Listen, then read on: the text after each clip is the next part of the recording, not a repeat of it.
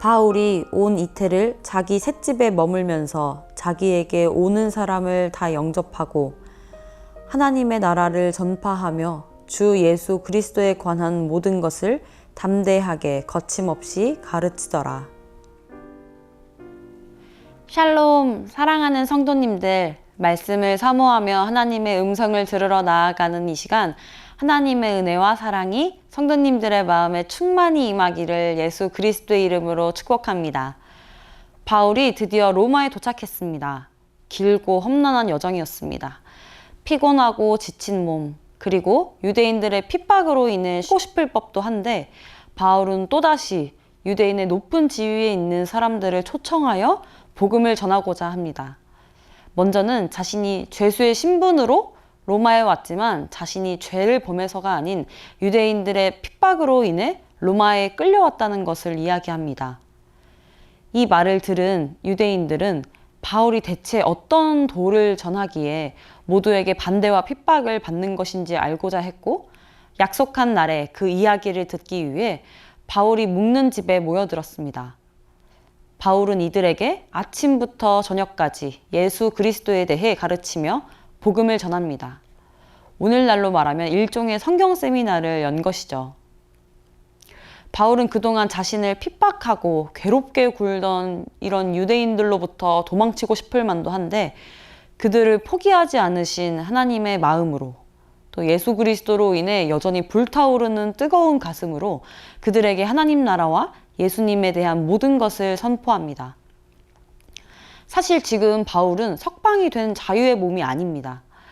여전히 죄수의 신분이었고 가택연금 조치를 당해서 자신의 모든 생활이 누군가의 감시와 통제 하에 제한적인 생활을 할 수밖에 없는 상황이었습니다. 그럼에도 오늘 본문에서 보여지는 바울에게서 복음에 대해 조금도 식지 않은 열정이 느껴집니다. 오히려 더 적극적으로 복음을 전합니다. 어떤 환경과 상황도 그의 열정을 막지 못했고 그런 상황에 숨으려고도 하지 않았습니다. 사랑하는 성도님들, 복음을 전하는 삶, 하나님 말씀에 순종하는 삶은 환경에 매이지 않는 것입니다. 우리는 종종 전도를 하기도 전에 이런저런 상황 때문에 전도하기가 어렵다. 요즘 전도하면 오히려 더 거부감을 느낀다. 이런저런 이유로 결국 전도는 마음에만 품은 채 실제로 하지 못하게 되는 경우가 많습니다.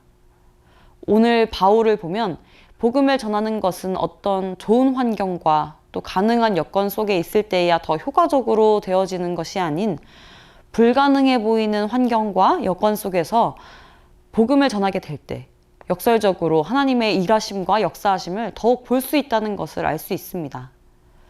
이렇게 바울과 같이 때를 얻든지 못 얻든지 복음을 전할 수 있는 이유는 바울에게 실패한 전도란 없으며 그 결과는 하나님께 온전히 맡겼기 때문입니다.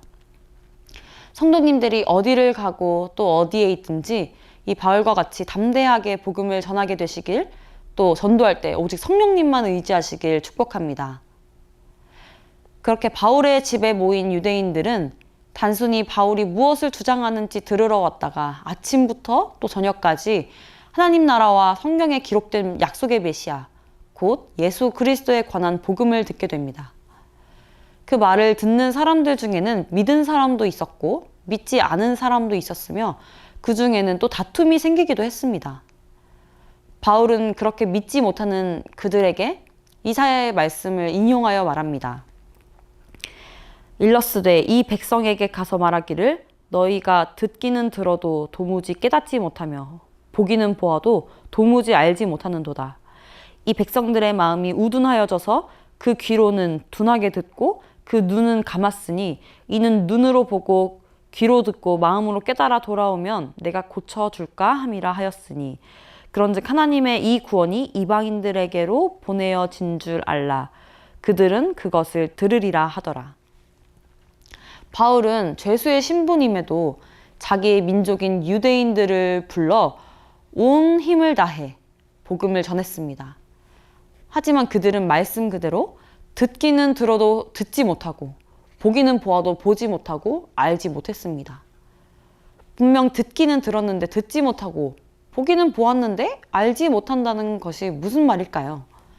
바로 마음의 완악함을 이야기하는 것입니다. 그들은 마음이 완악해서, 마음이 도무지 딱딱하고 고집스러워서 복음을 분명히 들었는데 듣지 않는 것입니다. 마음에 그 복음을 받아들이지 않는 것입니다. 예수님을 믿게 되면 내 마음, 내 생각, 내 모든 삶의 행동, 모든 것이 변해야 하는데 그 변화가 두려워서 눈을 감아버리고 귀를 닫아버리는 것입니다. 많은 세월 속에서 이스라엘은 완악하고 완고했던 자신들에게 하나님이 주신 수많은 사건과 교훈들이 있었음에도 변하지 않고 여전히 하나님의 말씀을 받지 않았습니다. 이런 그들을 보며 사도 바울은 아주 진절머리가 나서 포기하고 싶지 않았을까요? 아무리 말해도 듣지 않는 지긋지긋한 사람들이라며 눈 감아 버리고 싶지 않았을까요? 그러나 오늘 사도행전 본문에서는 바울을 이렇게 묘사합니다. 바울이 온 이태를 자기 셋집에서 머물면서 자기에게 오는 모든 사람을 다 영접하고 하나님 나라를 전파하며 주 예수 그리스도 관한 모든 것을 담대하게 거침없이 가르치더라. 아멘. 바울은 그가 유숙하던 집에 도착해서 2년을 머무는 시간을 꽉 채워서 한 사람도 거부하지 않고 모든 사람을 영접하며 하나님 나라와 예수 그리스도에 대해 가르쳤습니다. 이 사람은 마음이 너무 딱딱해서 듣지 않는다고 포기하지 않았고 또 저 사람은 고집이 세고 때가 되지 않아서 알지 못할 것이라고 판단하지 않았습니다. 주저하거나 머뭇거리지 않고 모든 사람을 영접하여 담대하고 거침없이 복음을 전했습니다. 사랑하는 성도님들, 우리 주변에는 참 많고 다양한 사람들이 있습니다. 각자 모습도 또 성격도 환경도 다 다르게 살아갑니다. 하지만 그 사람들 중에 예수님이 필요하지 않는 사람은 단 한 사람도 없습니다. 우리는 이 사실을 기억하며 살아가야 합니다. 복음을 전하고 싶은 마음은 굴뚝 같은데 우리 안에 판단과 또 선입견이 우리가 전도를 실제로 행하게 하는 것을 막곤 합니다.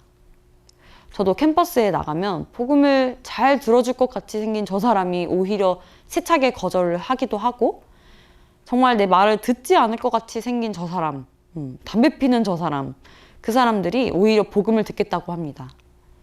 이 친구가 성장하기를 기대했는데 또 실망하게 되고 오히려 기대도 안 했던 저 친구가 믿음이 성장하는 것을 또 보게 됩니다.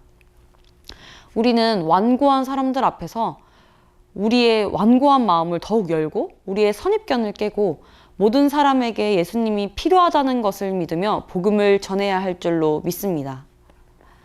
사랑하는 성도님들, 우리는 때를 얻든지 못 얻든지 복음을 전해야 합니다.